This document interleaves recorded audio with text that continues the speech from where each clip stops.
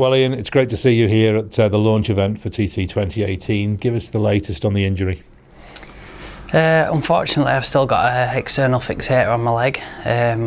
Doing everything I can to be fit and ready to come race, but the lengthening part where I've had to have my tibia broken and lengthened is taking a little bit longer than we first expected and what is normal the case.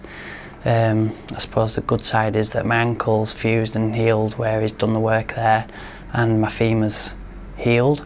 I've got a metal plate in it, but it's healed and strong enough to get on. But where I've lengthened it, he's had to do it from exactly the same point as he did last time, so he's just putting it down to that it's a little bit slow, whereas I was hoping it'd be a little bit fast. Well, you'll be champing at the bit to be ready, but the reality is it'll be ready when it's ready. That's it, yeah. I mean, it's not a case of if it was a fracture, you could wait another 3 months and it still not be ready and have to go get it bone grafted and all that. There's none of that. It's doing what it needs to do. Every month you can see a difference in the x-ray. From having the foot plate off at Christmas, I left it 2 months from January till last week to have an x-ray, and it's come on massively, but not enough to take the frame off yet. So I've said my cut-off point to realistically be able to race at a TT will be the frame off at the end of April, so that's what we're aiming for, and I'll get another month of getting some strength built back up into my leg, doing everything I can so that the day the frame does come off, I am ready to go. I suppose that's the only good side with the frame. You can't really damage the bone when you're training and stuff, so I can get stuck in with all weight bearing stuff, cycling, everything that I did before. Luckily I've been through it once and I know what I need to do, so yeah, that's the situation really. So it's wait and see, and if it does come off, of course, it's a change. It's a switch to Honda as a factory rider.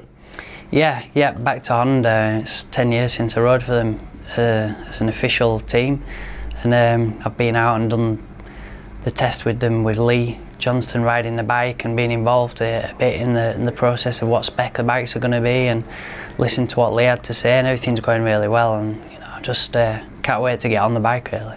We know they had a difficult 2017, but they're confident that this is a new sheet of paper and a way to go for 2018? Yeah, I mean, it's not really a new sheet of paper. It probably looked worse from the outside than it actually was, but it's Honda Racing we're talking about here, so it's never as bad as it's looked from the outside, but I'm super excited to ride the bike, and obviously I've had some great success with Honda in the past, with Clive Padgett's team and with Honda Racing, so I'm looking forward to it. And it's going to be Hondas throughout if you make the start line, all the way through the field?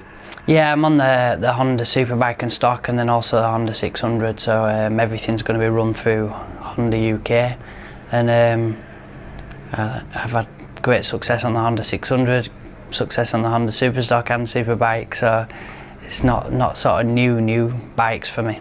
It's just about getting yourself into a position to be able to hopefully make the start line. Yeah, I mean, I've had a lot of ups and downs over the last 7 years with my injuries, and missed a lot of TTs, come back at last minute and rode at TTs.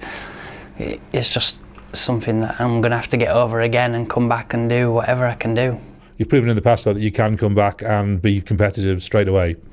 Yeah, it's not going to alter anything, I've not forgotten how to race around here. I still want it. I think when I go through these injuries, I want it more because I miss the racing so much. It's been 10 months now since my accident, and I've not sat on a motorbike, and I just can't wait to get back to it, so it makes me want it more really. Well, the accident came at the end of a 2017 TT that had been really good up till then. Yeah, I'm glad you said that, because most people just talk about my crash, but the 2017 TT was really good, and I won 2 races and was on for a potential treble, which would have been 3 trebles in a row. So it's looking back, it was a good TT for me. Yeah, the accident was not good, but the rest of it was, and I was flying and under difficult circumstances as well for the whole TT. The weather was the same circumstances for everybody, but I'd moved tyre manufacturers. We were struggling a little bit in practice week, and we were well down on the times in the past that I'd done on exactly the same bike, so to be able to come away and still scrape a couple of wins out of it, it was a good TT. And you retain all that keenness to try and be on the start line come June? Yeah, I mean, I'm getting older all the time. I'm 38 now, but it's proven riders go on well into the 40s racing. You know, I don't really know how long I want to race for, but I was so late starting racing. It isn't like I've been doing it since I was a 2-year-old, so I didn't really start till I was 21. So I think I still want it as much as I ever wanted it, and until that goes away, I'll still be coming and try to win. We wish you the best of luck with it all. Thank you.